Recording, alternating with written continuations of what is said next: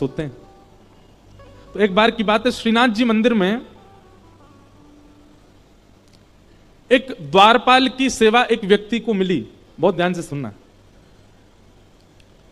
तो उसका नियम क्या था कि रात्रि शयन जब मंदिर हो जाता था, मंदिर बंद हो गए, उसके बाद वो आता था।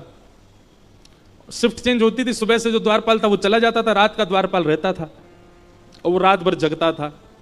सुबह मंगला होती थी जब ठाकुर जी की, तो मंगला दर्शन करके फिर वो अपने घर जाता था। तो मंगला में राग गाया जाता बिहाग, नहीं, मंगला में राग गाया जाता भैरवी। अब रोज यही पद सुनता था वो। सुबह अपने घर जाने से पहले ठाकुर जी का दर्शन करता, मोहन जागिए बल जई हैं, लाला जागिए बल जई हैं।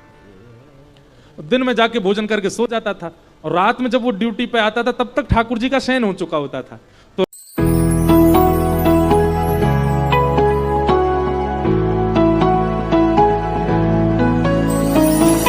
रात भर मंदिर की पहरेदारी करता था और वो रात भर यही गाता था, मोहन जागिए बल जई हैं। और हमारे ब्रज का नियम है, अगर आपने रात में भैरव गा दिया तो आपकी सेवा टूट जाएगी, क्योंकि ठाकुर जी उठ जाएंगे, फिर आपको मंगला करनी पड़ेगी ठाकुर जी की। ठाकुर जी की नींद कितनी कच्ची। कोई भैरव रात में गा दे गलती से अगर, तो ठाकुर जी उठ ही जाते हैं। और रात भर मंदिर की पहरेदारी करता, मंदिर के सब लोग तो सो गए जाके, और रात भर गाता, तेरे कारण श्याम सुंदर। और वो तो भाव से गाता था, लेकिन भीतर स्थिति क्या होती, गर्भगृह में भगवान उठ के बैठ जाते।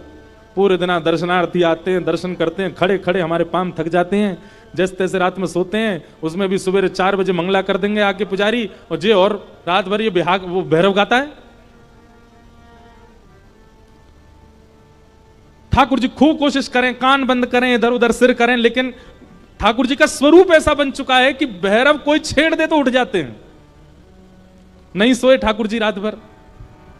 इतने में 4 बज गए, मंदिर के घंटे घड़ियाल बजे, मंगला आरती। सोई ठाकुर जी जाके अपने स्थान पर खड़े हो गए, अब मंगला होगी। कपाट खुले, जय हो श्रीनाथ प्यारी की जय, गोवर्धन नाथ की जय, गिरिराज धरण की जय। गोसाई जी ने आरती वगैरह तैयार करी, ठाकुर जी की आरती करने लगे। ठाकुर जी बेचारे रात भर के नहीं सोए, आंखें लाल पड़ गई हैं ठाकुर जी की। एक दिन हो गया, ठाकुर जी बोले कल बहुत सोऊंगा मैं, आज की और कल की दोनों की निद्रा कल पूरी करूंगा। रात में बेचारे गहरी निद्रा में, जैसे ही ठाकुर जी सोवे गए, शयन आरती हो गई, ठाकुर जी सो गए, सारे मंदिर के लोग चले गए, और रात में आया ड्यूटी पे उसने फिर से मोहन जागिए। और वो तो जिसको गाने की लत होती है ना, वो कुछ ना कुछ गुनगुनाता ही रहता है। ठाकुर जी बोले कहां करूं, या कोई आने तो आकर के मेरी सबरी निद्रा भंग कर दी है। 1 दिन 2 दिन 3 दिन हो गए, ठाकुर जी नहीं सोए। चौथे दिन बंधुओं ऐसा हुआ कि सवेरे मंगला करने के लिए जैसे ही गुसाई जी आए, तो ठाकुर जी अपनी ब्रह्म वेदी पर खड़े खड़े झोकाले में। गुसाई जी ने तुरंत पर्दा किया, पर्दा करके, जय जय आप सोए नहीं, नेत्र आपके लाल पड़े हैं, और ये इतनी निद्रा क्यों आ रही है? ठाकुर जी बोले जल्दी गोद करो, मुझको नींद आ रही है। और ठाकुर जी गुसाई जी की गोद में ही सो गए। गुसाई जी ने ठाकुर जी की पूरी सेज देखी, कोई ऐसा तो नहीं कि भैया चद्दर में कछु घुस गए हो, ठाकुर जी को कुछ चुभ रहे हो, सब देखा, लेकिन कोई भी ऐसी बात नहीं। आज श्रृंगार आरती 4 घंटा विलंब से हुई ठाकुर जी सो गए। जब ठाकुर जी उठे, श्रृंगार किया, गुसाई जी बोले जय जय आप सोए क्यों नहीं, कोई पीड़ा आपको? ठाकुर जी बोले तुमने नया द्वारपाल रखो है, रात भर भैरव गावे, ये सुबह मंगला में भैरव सुन के जावे, फिर रात में आवे, रात भर भैरव सुनावे, मेरी नींद टूट जाए। गुसाई जी को क्रोध आया और गुसाई जी ने उस द्वारपाल को सेवा से हटा दिया। 3-4 दिन निकल गए। अब 3-4 दिन बाद ठाकुर जी की जैसी सुबह सुबह मंगला आरती होने लगी, तो मंगला आरती में फिर देखे ठाकुर जी आज फिर झोंका ले रहे हैं। गुसाई जी बोले जय जय अब तो मैंने वो सेवा से हटा दियो, अब तो रात भर आपको राग नहीं सुनाई देते होंगे, अब क्यों नींद आ रही है आपको? ठाकुर जी बोले अब राग बदल गए, अब हमको भैरव सुन के नींद आती है। अब रात में भैरव सुन सुन करके हमारी आदत होगी, जब तक भैरव नहीं सुनाओगे। अब मंगला में सब भैरव गा रहे हैं, ठाकुर जी को उठाती सब भैरव सुना रहे हैं, अब भैरव गा रहे हैं तो हमको नींद आ रही है, क्योंकि अब उसकी वजह से हमारी आदत हो गई है भैरव सुन के सोने की। और भैया तुमने वाकु सेवा से गलत निकालो, वाकु बुलाओ, वाकु स्वर बहुत अच्छा लगे, अब तो वाके काजे मैं भैरव भी सुनूंगा रात में। इतना ठाकुर जी प्रेम करते हैं गायन से। अपनी निद्रा और अपनी सुसुप्ति, अपनी जागृति, अपना भोग सब परिवर्तित कर देते हैं ठाकुर जी किसी के स्वर पर। एक बात लिख लीजिएगा, अगर किसी व्यक्ति को कंठ अच्छा मिला है, अगर किसी व्यक्ति को कंठ अच्छा मिला है, हम व्यास मंत्र से प्रमाणित अपने हस्ताक्षर करके ये बात कह सकते हैं, अगर वो अपने कंठ का पूर्ण प्रयोग ठाकुर जी की सेवा में लगा दे तो कुछ ना करे, गागा करके ठाकुर जी को प्राप्त कर लेगा। कंठ की सेवा इतनी प्रिय है ठाकुर जी को। अगर किंचित भी किसी को कंठ मिला है तो, और क्षमा करना, इस जन्म में जिनको कंठ नहीं मिला अगली बार अच्छा प्रयास करना, अगले जन्म में ठाकुर जी कह रहे ठाकुर जी गलो दे दो। और ये बात मैं नहीं कह रहा हूं, अष्टसखा के कुम्मनदास जी कहते हैं कि जिसके पास कंठ है ठाकुर जी उसको निश्चित मिलेंगे, बस वो कंठ से लोक रंजन ना करे, ठाकुर जी को रिझावे। और यदि कहीं गावे भी, कहीं सुनावे भी, तो सबको जोड़ने के लिए गावे। हम इसी बात से बंबई छोड़ के कथा करने लग गए, नहीं तो हम तो संगीतज्ञ बनने जा रहे थे। पर इसी बात से हमारे नाना जी पंडित श्री कृष्णलाल शास्त्री जी ने हमको मोड़ दिया।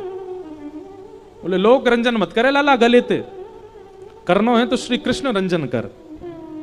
तब से फिर कथा में लग गए। तो जिसने पाया गा के पाया, इसलिए गाना प्रारंभ करो, और स्वर नहीं है तो धीमे धीमे गाओ, पर गाओ। गोपियों ने गोपी गीत गाया, ठाकुर जी प्रकट हो गए और भगवान ने सब गोपियों के साथ में महारास किया। भोपाल आने से पहले शरद उत्सव था गिरिराज जी में, 4 दिन की कथा थी। तो शरद पूर्णिमा वाले दिन एक भाव मन में आया, वैसे मैं कहता ही हूं इस भाव को, कि व्यक्ति जब भार की वस्तु उठाता है, बहुत सावधानी से सब लोग इधर देखो, जब आप कोई भारी वस्तु उठाते हैं तो आपने घुटने भी मुड़ जाते हैं, आपकी कमर भी झुक जाती है, आपका मुंह भी जो है आपस में बंद हो जाता है और आप टेढ़े मेढ़े से हो जाते हो। पर हमारे ठाकुर जी गिरिराज जी बिल्कुल सीधा उठाया इन्होंने, ये बिल्कुल टेढ़े नहीं हुए गिरिराज जी उठाने में। ठाकुर जी गिरिराज जी कैसे उठाते हैं? कभी श्रीनाथ जी का दर्शन करो, दोनों पाम सीधे, कमर भी सीधी, छाती भी सीधी, मुख भी सीधा, केवल हाथ ऊपर करके ठाकुर जी ने गिरिराज जी उठाए, बिल्कुल टेढ़े नहीं हुए। और 40-50 ग्राम की, 100 ग्राम की बंसी उठावे में पामऊ टेढ़े कर लिए, कमरऊ टेढ़ी कर ली, मुख भी टेढ़ो कर लियो, और बिल्कुल बांके है गए। क्यों? कल वाली बात पुनः दोहराऊं, प्रभाव और स्वभाव। श्री गिरिराज धारण करने में ठाकुर जी का प्रभाव दिख रहा है, ऐश्वर्य दिख रहा है, और ऐश्वर्य पर ज्यादा ठाकुर जी का प्रकाश नहीं होता, इसलिए ठाकुर जी सहज भाव से खड़े हो गए। लेकिन वंशी धारण ठाकुर जी स्वभाव युक्त होकर के करते हैं। वंशी धारण ठाकुर जी सबको अपनी ओर बुलाने के लिए करते हैं, सबको आकर्षित करने के लिए करते हैं, सबके चित्त में प्रेम प्रवाह के लिए करते हैं। तो वहां ठाकुर जी छोटी सी वंशी को धारण करने के लिए 2 भुजाओं का प्रयोग करते हैं, अपनी अधर पर उसको सुलाते हैं, पाम ठाकुर जी के त्रिभंग हो जाते हैं, कमर भी टेढ़ी हो जाती है और ठाकुर जी मंद से झुक जाते हैं, मानो जैसे कितना भार पड़ रहा हो। तो भार नहीं पड़ रहा है, प्रेम के आगे ठाकुर जी नतमस्तक हो रहे हैं, प्रेम के आगे ठाकुर जी त्रिभंगी हो रहे हैं। इसलिए ठाकुर जी वंशी ऐसे धारण करें, गिरिराज जी बिल्कुल सीधे धारण करते हैं। हम लोग उल्टे हैं, हम लोग प्रभावशाली भाव को ज्यादा प्रकाशित करते हैं और अपने स्वभाव को गौड़ रख लेते हैं, स्वभाव को गोपनीय कर। और आजकल तो बड़ा, जब से सोशल मीडिया का टाइम आया तब से अलग हो गया है, अब व्यक्ति स्वभाव को भी प्रभाव में ला करके प्रकाशित कर देता है। दया, दान गुप्त करने वाले भाव हैं, पर वो भी सब प्रकाशित करते हैं, उसको लोग प्रकाश में ले आते हैं। सेवा को लोग प्रकाश में ले आते हैं। हम अपने गिरधर लाल जी का नित्य चित्र नहीं डालते कहीं पर भी, बहुत कभी कभी मन हुआ तो डाल देते हैं। क्यों? अरे हमारे निज ठाकुर जी हैं, निज हमारी संपत्ति सबको क्यों दिखाएं रोज? हाँ, कोई दर्शन करने आए तो आके कर जाओ, पर रोज क्यों दिखाएं ठाकुर जी? कुछ निजता होनी चाहिए। ये सोशल मीडिया के टाइम में हम लोग बहुत ज्यादा प्रकाशित हो गए। अब अपनी थोड़ी निजता रखो।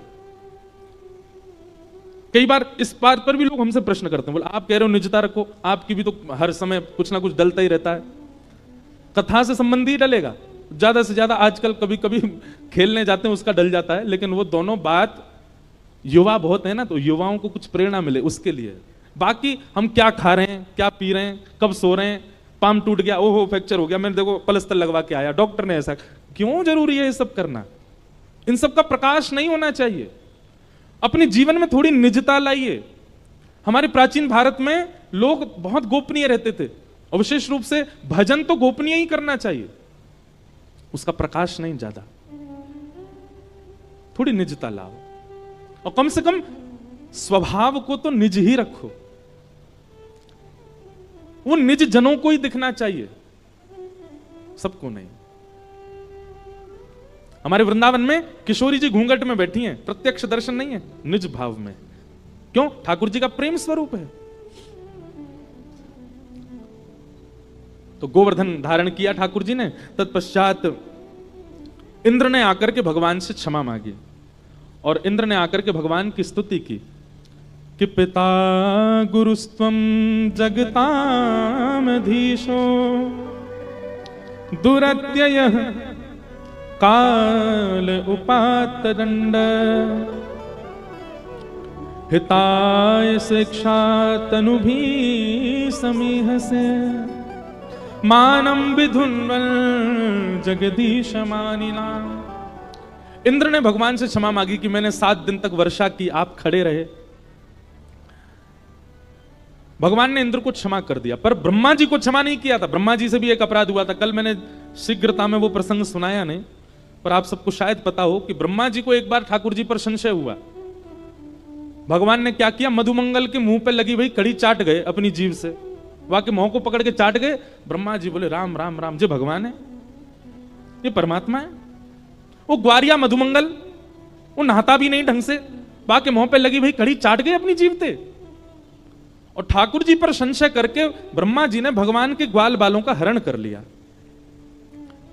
अब ठाकुर जी के ग्वाल बाल हरण कर लिए। भगवान यमुना स्नान करके आए, देखा मेरे ग्वाल बाल कहां गए, दिव्य दृष्टि से देखा तो ब्रह्मा जी हरण करके ले गए। तो ठाकुर जी ने अपने भीतर से ही उतने ग्वाल बाल बछड़ा बछिया सब प्रकट कर दिए। और ब्रह्मा को तो मैं बताऊंगा।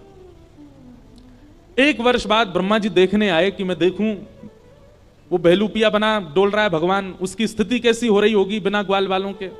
तो ब्रह्मा जी जैसी पृथ्वी पर आए तो जितने ग्वाल बालों का हरण करके ब्रह्मा जी ले गए, सब घूम रहे थे नीचे। ब्रह्मा जी बोले इनका तो मैं हरण कर ले गया था, ये नीचे कहां से आ गए? समझ गए, बोले ये तो परमात्मा है, इन्होंने स्वयं से प्रकट कर दिए सब। क्षमा मांग लूं मैं जाकर के, लेकिन खाली हाथ नहीं, जिनका हरण करके ले गया उनको संग लेके आता हूं, फिर क्षमा मांगूंगा।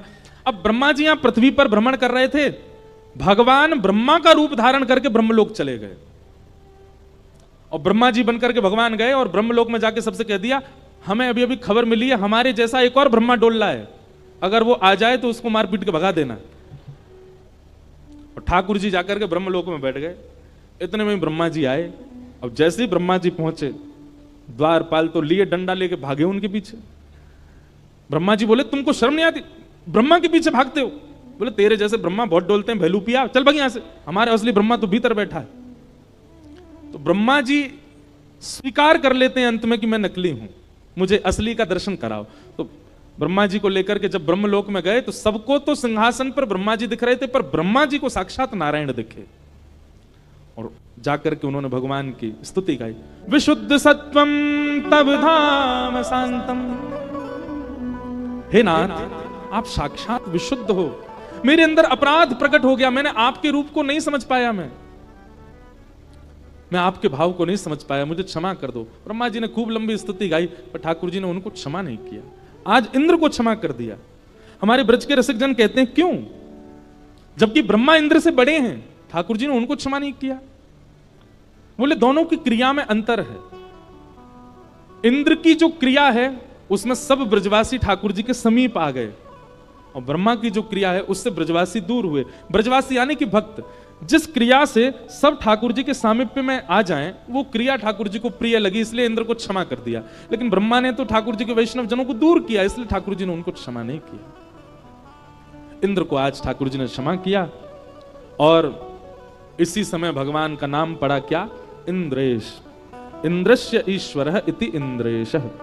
जो इंद्र के स्वामी हैं, इंद्र को भी अपना दास बनाते हैं, उनका नाम पड़ा फिर इंद्रेश। और यहीं से हमारे पिताजी ने हमारा नामकरण किया इंद्रेश। और एक बात देखो, यह भी एक संयोग है कि हम रामानुज संप्रदाय के, हमारे इष्ट सामने बैठ के कथा सुनते हैं, शंख चक्र गदा पद्मधारी नारायण, पर हमारी सेवा के ठाकुर जी गिरधर लाल, और वो गिरधर कौन है? वही तो इंद्रेश है। इंद्र के ईश कब बने? जब गिरिराज जी धारण किए। तो ये एक पंक्ति में गाता हूं ना कथा में, कई जन्मों से बुला रहे हो, कोई तो नाता जरूर होगा, नजरों से नजरें मिला न पाऊं, मेरी नजर का कसूर होगा, तुम ही तो मेरे माता पिता हो, तुम ही तो मेरे बंधु सखा हो, कितने रिश्ते तुम संग मेरे, कोई तो रिश्ता जरूर होगा। एक बात प्रमाणित मान लीजिए, आपको कथा अगर 7 दिन में, हम कह रहे हैं 7 दिन में 3 घंटा की कथा में 1 मिनट भी आपका मन कथा में लग गया हो, और वो 1 मिनट की कथा में आपके रोंगटे खड़े हो गए हो, वो 1 मिनट में आपके नेत्र सजल हो गए हो, मन को अत्यंत आह्लाद हो गया हो, तो यह बात स्वीकार कर लीजिए कि आपका पूर्व संबंध ठाकुर जी से कुछ तो है, जो आपको वो बात प्रिय लग गई, वो भाव प्रिय लग गया, वो क्षण प्रिय लग गया। कैसे? हमने ठाकुर जी को देखा तो है नहीं, हम ठाकुर जी से मिले तो है नहीं, ठाकुर जी से कभी हमारा संवाद तो हुआ नहीं, फिर यह कथा इतनी प्रिय क्यों लगती है? वृंदावन जाकर के वह धाम क्यों प्रिय लगता है? वृंदावन के वैष्णव संत जनों को देखकर के उनके सामने सब समर्पित करने की इच्छा क्यों प्रकट हो जाती है? वृंदावन के प्रसाद को लेते समय कंठ इतना आनंद में क्यों आ जाता है? कथा सुनते सुनते नेत्र सजल क्यों हो जाते हैं? संबंध तो है ठाकुर जी से। कोई अपराध हमसे छोटा सा बन गया होगा, जिसके कारण ठाकुर जी ने पुनः मानव बना करके भेज दिया, और आज मानव बनकर के हम अपनी क्रियाओं को क्रियान्वित कर रहे हैं। पर जब कथा सुनी, जब सत्संग सुना, जब किसी संत रसिक की वाणी सुनी, तो वाणी सुनकर के मन आह्लादित हो गया, मानो हम तो भूल गए कि हमारा पूर्व संबंध क्या था ठाकुर जी से, पर हमारी चेतना को याद है, हमारी आत्मा को स्मृति है कि नहीं, ठाकुर जी से कुछ तो संबंध है, कोई तो भाव है। तो निश्चित ही हम कोई ठाकुर जी के पूर्व के सेवक रहे होंगे, हम ठाकुर जी तक तो कहां हमारी गति पहुंची होगी। दासान उदासो भवतास में भूय, ठाकुर जी के सखाओं के जो दास रहे होंगे, उनके दासों के दास जो रहेंगे, उनके दासों के किसी के दास तो रहे होंगे। कोई अपराध के कारण ठाकुर जी से विलग हो गए, पुनः जन्म हुआ, परंतु इस जन्म को सार्थक कर दिया, और हम मानते हैं कि हमारा जन्म सार्थक हो रहा है। क्यों? हम जो सेवा कर रहे हैं ये ठाकुर जी ने दी है, बस हम एक ही आशीर्वाद मानते हैं ठाकुर जी से, या के अलावा हमसे कोई काम बन ही नहीं पाए, बाकी सब काम में हम फिसड्डी रह जाएं, बस कथा हमसे हो पाए, और कोई काम के नहीं रहे। बस नाथ जीवन भर जब तक श्वास है, जब तक वाणी है, जब तक जीवन है, जब तक प्राण है, तब तक ये कथा करते रहें, बस अपने जन्म को सफल कर दें इस कथा के माध्यम से। तो संबंध सबका है ठाकुर जी से प्राचीन। जिनका नहीं है वो कथा बाहर से पंडाल देख के भी निकल जाते हैं, जिनका नहीं है वो बगल में रहते हुए भी नहीं आ पाएंगे यहाँ पर, और जिनका है वो मंडीदीप से भी आ जाएंगे, जिनका है वो इंदौर से भी आ जाएंगे, जिनका है वो वृंदावन से भी आ जाएंगे, जिनका है वो विदिशा से भी आ जाएंगे, जिनका है वो सागर से भी आ जाएंगे।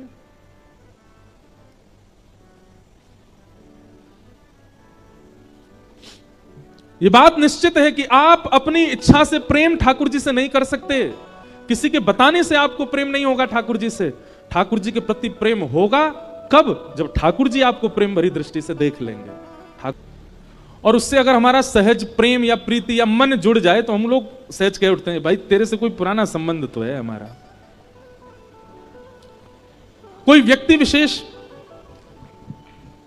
चाहे वो सखा के रूप में आवे, चाहे वो गृहिणी के रूप में आवे, चाहे वो कोई नहीं तो कथा में बैठे हैं तो बगल में बैठा वाला व्यक्ति श्रोता है, वो कथा में ही मिले हैं, लेकिन उसके प्रति भी वो सहज एक संबंध जैसा अनुभव होता है, तो हम सहज कह उठते हैं कि हमारा कहीं पूर्व का संबंध तो नहीं। तो ठाकुर जी के प्रति भी जब आपका यह स्नेह प्रेम बढ़ता है ना, तो वहां भी इस बात को लागू कीजिए। आप कोई तो थे ठाकुर जी के समय पर, किसी को भी उठा लीजिए। मीराबाई, माधवी नाम की गोपी थी द्वापर में।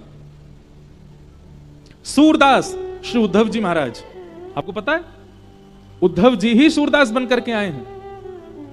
क्यों? क्योंकि ठाकुर जी के निभृत निकुंज में किसी का प्रवेश नहीं है, केवल ठाकुर जी और किशोरी जी लीला कर रहे थे। ललिता विशाखा द्वार रोक करके खड़ी हैं कि कोई भीतर ना जाए। तभी उद्धव जी महाराज आ गए। उद्धव जी भगवान के सखा। तो उद्धव जी महाराज जैसे भीतर प्रवेश करने लगे, ललिता विशाखा ने रोका। सब लोग बहुत ध्यान से सुनो। बोले ठाकुर जी निवृत्त निकुंज में बैठे हैं, यहां किसी का प्रवेश नहीं है। उद्धव जी बोले निवृत्त निकुंज हो या कोई सी निकुंज हो, हमारा प्रवेश सब जगह है। ललिता विशाखा बोली उद्धव अपनी द्वारिका में चलाना या मथुरा में चलाना, ये वृंदावन में नहीं चलेगी तुम्हारी। वृंदावन में सखियों की चलती है, हमारी इच्छा से ठाकुर जी पाते हैं, हमारी इच्छा से सोते हैं, हमारी इच्छा से चलते हैं। उद्धव जी बोले ठाकुर जी को अगर पता चल गया ना कि द्वार पर उद्धव आया है, अपनी सब लीला वीला छोड़ के आ जाएंगे बाहर, इतना प्रेम करते हैं मुझसे। ललिता विशाखा बोली वो सबसे ऐसे ही स्नेह बांध देते हैं, सबको ऐसे ही लगता है कि वो सबसे ऐसे ही प्रेम करते हैं, पर ऐसा कुछ नहीं है। वो ब्रज के लिए उनका अलग ही भाव है। उद्धव जी बोले देखिए मेरा समय खराब मत करो, मुझे भीतर जाने दो। ललिता विशाखा ने मना किया। उद्धव जी हठ पूर्वक निकुंज में प्रवेश कर गए। तो सखियों ने उनको शाप दे दिया, बोले जाओ तुम हठ पूर्वक जा रहे हो भीतर, लेकिन हमारा शाप है कि तुम नेत्रहीन हो जाओगे, कुछ नहीं दिखेगा तुमको भीतर। उद्धव जी भीतर चले गए और भीतर जाकर के जब उन्होंने देखा तो निकुंज दिख रहा है, यमुना जी दिख रही है, सेज दिख रही है, ठाकुर जी की आवाज सुनाई दे रही, पर ठाकुर जी नहीं दिखे। तो उद्धव जी महाराज ठाकुर जी क्या मुझे आप दिख क्यों नहीं रहे हो? बोले उद्धव ये सखियां सामान्य गोपियां नहीं है, ये गैया चराने वाली, गोबर थापने वाली, दूध निकालने वाली, इनको तुम सामान्य गोपी मत समझो। ये वेद की ऋचाएं हैं, ये दंडकारन बन के संत हैं, कितनी तपस्या करके गोपी बन करके आई हैं। और इनकी बात सत्य है, निवृत्त निकुंज में किसी का प्रवेश नहीं है इनकी आज्ञा के बिना, और तुम चले आए। ठाकुर जी मैं तो देखे ही नहीं पा रहा। बोले कोई बात नहीं, अब इसका लाभ कलयुग में तुमको जीवों को देना है, तुम ही सूरदास बन के आओगे। नेत्र नहीं होंगे, पर बिना नेत्र के भी मेरी उन लीलाओं का दर्शन करोगे जो नेत्र वाले भी नहीं कर पाए, और उन लीलाओं को लिख करके तुम पूरे जग को मेरे भाव से आस्वादित कराओगे। वही उद्धव जी सूरदास बन के आए। स्वामी श्री हरिदास जी महाराज ललिता जी के अवतार, ललिता जी थी। विशाखा जी हरिराम व्यास बनकर के आए। हितरिवंश महाप्रभु पूर्व में वंशी हैं ठाकुर जी के। कोई भी ऐसा नहीं है ठाकुर जी के आसपास या ठाकुर जी से प्रीति करने वाला जिसका पूर्व संबंध ना हो। और यह आज भी लागू है ये बात, चाहे मैं हूं चाहे आप हो। हां हम इतने समीप के नहीं रहे होंगे, पर हां कभी तो ठाकुर जी को देखा होगा या कुछ ना कुछ संबंध तो हमारा रहा होगा, तभी इस जन्म में हमको ठाकुर जी प्रिय लग रहे हैं। कैसे कैसे ऐसे लोगों को मैं जानता हूं जो कभी वृंदावन नहीं गए, जिन्होंने कभी कथा नहीं सुनी, पर एक बार केवल कोई संकीर्तन सुन लिया या कोई कीर्तन सुन लिया या कोई भजन सुन लिया, नेत्र सजल हो गए, अब मन शांत हो गया, ना बोलने की इच्छा होती है ना किसी से मिलने की, अब बस मन में यही भाव उत्पन्न होता है कि हम चलें वृंदावन, जाएं वृंदावन। वृंदावन आधुनिक स्थान नहीं है, वृंदावन पर्यटन स्थान नहीं है, वहां पर्यटकों के लिए कुछ भी नहीं है, पर फिर भी भीड़ देखो आप, पर्यटक स्थलों पर इतनी नहीं होती होगी जितनी वृंदावन में होती है। सब भाव से जाते हैं। इसका मतलब क्या है? ठाकुर जी से कोई तो संबंध है। भगवान ने इंद्र को क्षमा किया। आगे भगवान की लीला बढ़ी और एकादशी व्रत की महिमा बताई गई। कितने लोग एकादशी करते हैं? सच्चे वाले बताओ। सच्चे वाले हैं सब, बहुत अच्छी बात। 3 निष्ठाएं पालन किया कीजिए।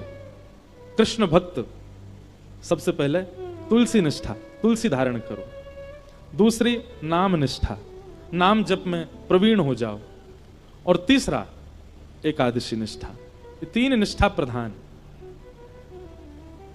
तुलसी धारण करने वाले ध्यान रखना, फिर कुछ भी ऐसा पाना नहीं जो तुलसी धारण करने के बाद अपवित्र हो। आप फिर कुछ भी ऐसा खा पी नहीं सकते, इसलिए तुलसी निष्ठा में थोड़ा ध्यान रखिएगा। दूसरी बात एकादशी निष्ठा और नाम निष्ठा। एक बात बहुत ध्यान से सुनिएगा, व्रत में भार का अनुभव जैसे ही होता है ना, व्रत टूट जाता है। आप व्रत करते समय अगर मन में ये विचार करते हैं आज तो एकादशी है, द्वादशी में इतना पा लिया कि भूखे ही नहीं लगे अगले दिन, ऐसा व्रत नहीं। व्रत को सौभाग्य मान करके धारण करो, वो सौभाग्य है मेरा। कई बार कई लोग व्रत रखते हैं तो व्रत के समय कोई और अगर अन्न पा रहा हो तो उससे दूर उठ के बैठ जाते हैं। क्यों?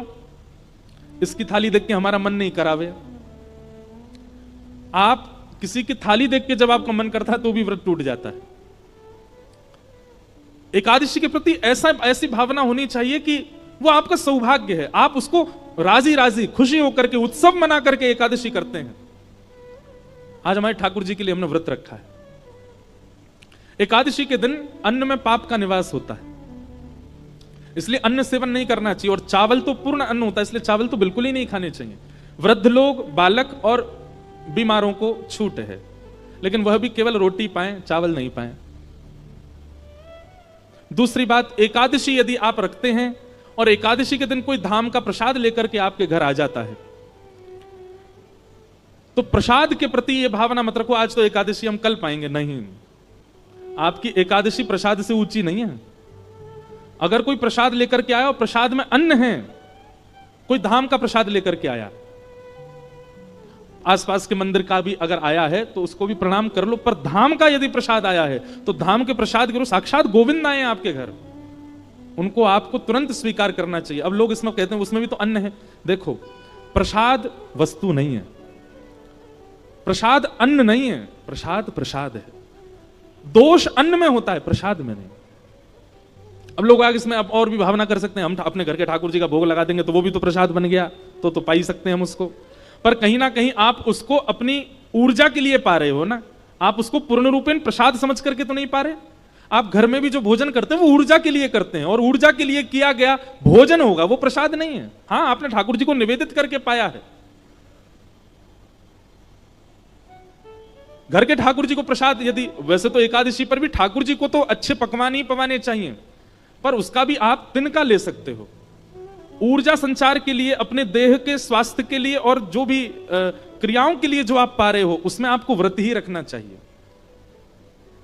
एकादशी व्रत भगवत प्राप्ति का एक बहुत श्रेष्ठ साधन है, उसको करना चाहिए। तत्पश्चात अब आगे रासपंच अध्याय प्रारंभ हो रहा है। सब लोग बिल्कुल अब सावधानी से बैठो। श्रीमद् भागवत का प्राण धन श्री रास, जो अभी निकल करके गई शरद पूर्णिमा, वही प्रसंग है, पर हम ज्यादा विस्तार ना करके उसको भी सूक्ष्म में ही कहेंगे। भगवान पिता रात्रि शरदोत्फुल्ल मल्लिका विक्षरन्तुम मनश्चक्रे योग मायामुपाश्रित। ब्रज की जितनी भी गोपियां हैं बंधुओं, ये दिखने में एक गोपी है, एक शरीर है, एक मानव है, परंतु अंतरंग आत्मा जो है वो सदा सर्वदा से भगवत प्राप्ति करने वाला कोई वैदिक संत है, जो कब से प्रतीक्षा कर रहा है भगवत प्राप्ति के लिए। सतयुग, त्रेता, द्वापर, 3 युग जिन्होंने भगवत प्राप्ति के लिए व्यतीत कर दिए तप में, ठाकुर जी ने कृपा करके द्वापर में उनको गोपी बना करके प्रकट किया, ताकि उनको ठाकुर जी वह सुख दे सकें जो 3 युगों में उन्होंने तप करके नहीं भोगा है। ब्रज के गोपी भाव को समझना बहुत मुश्किल है। लोग बाग उसको सामान्य स्त्री पुरुष का प्रेम समझ लेते हैं और यहीं पर दोष उत्पन्न हो जाता है। जन्म जन्मांतर, कल्प कल्पांतरों से लगी हुई यह सब गोपियां, ये कोई ऋषि हैं पूर्व जन्म की, जो कितने जन्मों से तप कर रही हैं, तब जाकर के इनको सौभाग्य मिला कि ब्रज की गोपी बन करके आई। और सबसे बड़ी बात, 3 वर्ष के ठाकुर जी को देख करके 90 वर्ष की गोपी के हृदय में प्रेम उत्पन्न हो रहा है। इसको आप सामान्य स्त्री पुरुष प्रेम जन्य नहीं मान सकते। यह काम प्रेम नहीं है, यह काम वर्धक प्रेम नहीं है, यह काम नाशक प्रेम है। बहुत ध्यान से सुनिएगा। भक्तिमती मीराबाई, मीराबाई इतनी सुंदर थी कि उनका रूप देख करके एक बार यदि कोई देख ले तो पुनः देखने की इच्छा होगी, इतनी सुंदर थी। तो जब मीराबाई की भोजराज के साथ में विवाह हुआ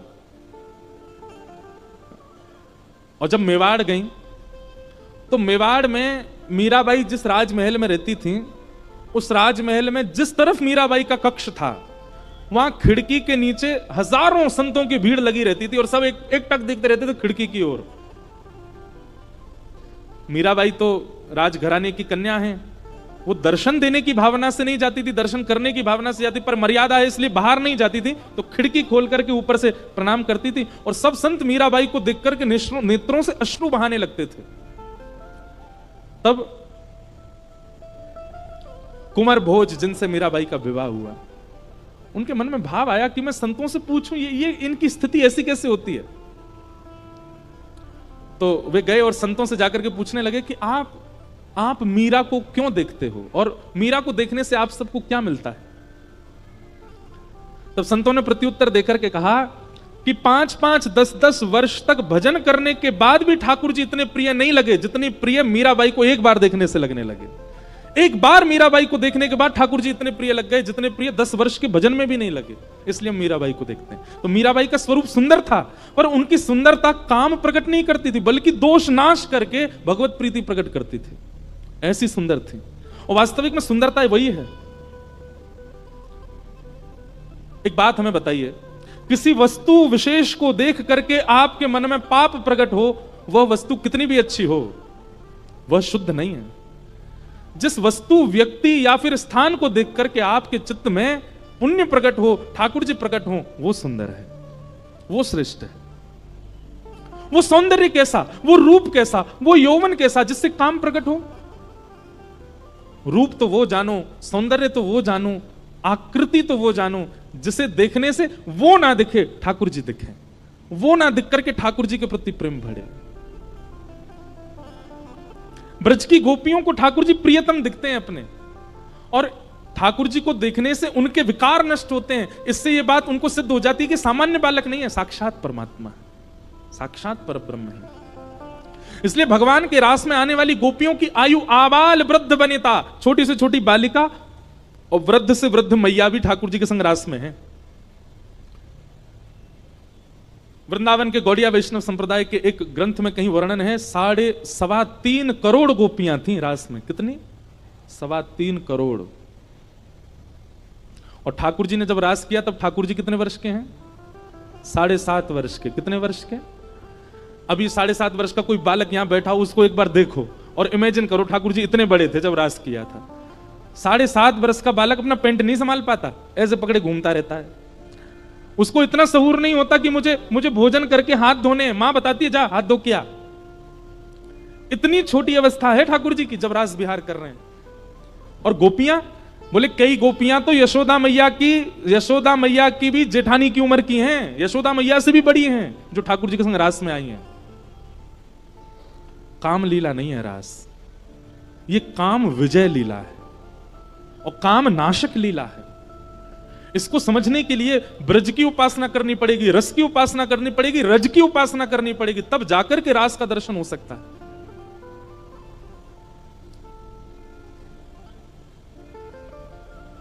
आज शरद पूर्णिमा का चंद्रमा जैसे उदित हुआ आकाश में, भगवान ने टेर बजाकर के वंशी में सब कृष्ण प्रेम में उन्मुक्त गोपियों को बुलाया, और सब गोपियां जिस कार्य में हैं यथावत वहीं उस कार्य को छोड़ करके भागी ठाकुर जी से मिलने के लिए।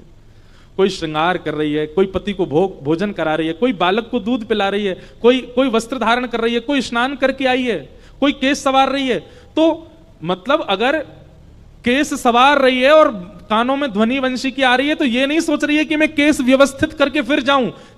जितने केस व्यवस्थित हो गए उतने केस व्यवस्थित हैं, बाकी के अव्यवस्थित केसों में ही भाग रही है ठाकुर जी के प्रति। एक आंख में काजल लगाया, दूसरी में लगाया ही नहीं है, ठाकुर जी की वंशीधनी आ गई, इतने में ही भाग रही है ठाकुर जी के प्रति। कोई अपने बालक को भोजन करा रही है, लेकिन बीच अवस्था में ठाकुर जी, कोई एक कान में कुंडल पहन करके दौड़ी है, किसी ने केवल एक आंख में काजल लगाया है, कोई सिंदूर सिर पर लगाने की जगह अन्यत्र कहीं लगा करके दौड़ पड़ी है। ऐसी अव्यवस्थित होकर के गोपियां सब वंशी धुन सुनकर के दौड़ रही हैं। इसका अभिप्राय क्या है? ठाकुर जी जा दिन चित्त में आ गए ना, उस दिन संभलना भूल जाओगे आप। जब तक संभलना आ गया, जब तक संभलने की स्थिति में हो, जब तक सजने की स्थिति में हो, संवरने की स्थिति में हो, समझो भी संसार के ही हो, ठाकुर जी जादना चित्त में आ गए, सब भूल जाओगे। कैसे बन के रहना चाहिए, कैसे सज के रहना चाहिए, कैसे संभल के रहना चाहिए, ये स्थितियां सब ठाकुर जी दूर कर देंगे।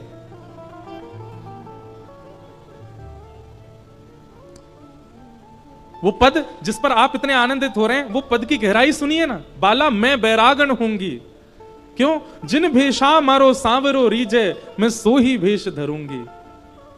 बाला मैं बैरागन होंगी। ठाकुर जी जीवन में आते हैं तो आप अपने तन को प्रायोरिटी नहीं देते कि मुझे ऐसे पहन करके रहना है। सेवा भाव जिसके चित्त में आ जाता है वो सजना सवरना भूल जाता है, वो केवल सेवा के लिए रहता है। फिर सेवा भाव जिसके चित्त में आ जाता है, प्रेम लक्षणा भक्ति जिसके चित्त में आ जाती है, उसकी जीव फिर ये नहीं चाहेगी मैं ये खाऊं, ऐसा खाऊं, वैसा खाऊं, जो मिले बस जीवित रहने के लिए पालूं। एक प्रकार से वो अव्यवस्था में व्यवस्थित रहना सीख जाता है जिसके चित्त में ठाकुर जी आ जाते हैं। वो एक आसन पर बैठ करके पूरी कथा सुन सकता है। वो बिना पंखा, बिना एसी, बिना किसी व्यवस्था के भी एक स्थान पर अधिक समय तक विराज सकता है। ये अव्यवस्था में भी व्यवस्थित होना सिखा देते हैं ठाकुर जी।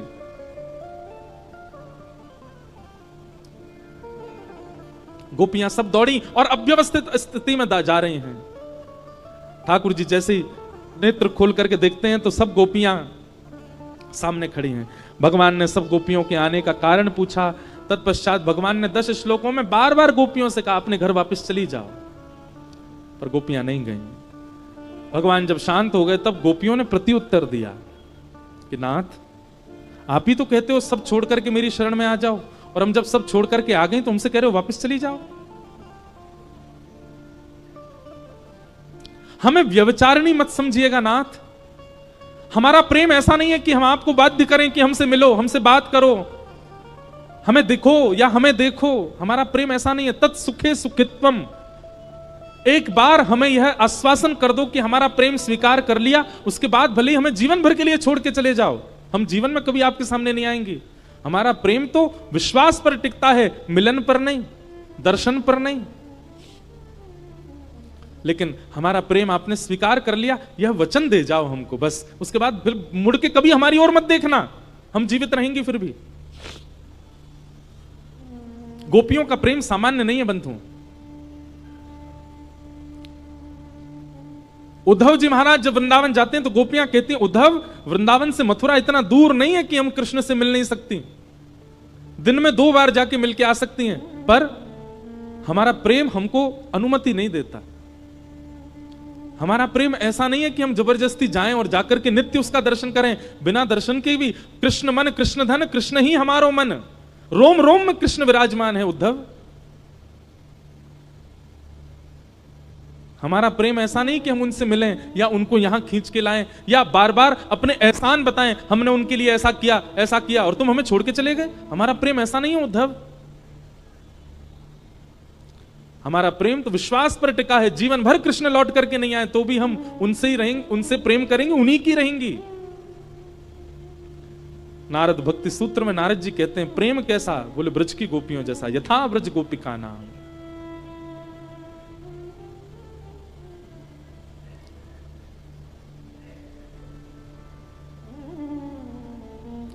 ठाकुर जी गोपियों की बात सुनते हैं और फिर गोपियों से कहते हैं अरे मैं तो परीक्षा ले रहा था आप सबकी, आओ चलो हम रास करते हैं। और ठाकुर जी गोपियों के संग रास करने लगे। एक एक गोपी के पास जाकर के ठाकुर जी उसकी सुध लेने लगे, किसी के रूप का वर्णन करने लगे, किसी के चरण पकड़ने लगे, किसी के वस्त्र में ठाकुर जी स्वयं बैठने लगे, किसी को अपने हाथ से पवाने लगे। और इन सब क्रियाओं की वजह से गोपियों को मान हो गया कि हम अत्यंत सुंदरी हैं, इसलिए हमारे सौंदर्य पर ठाकुर जी मोहित हो गए।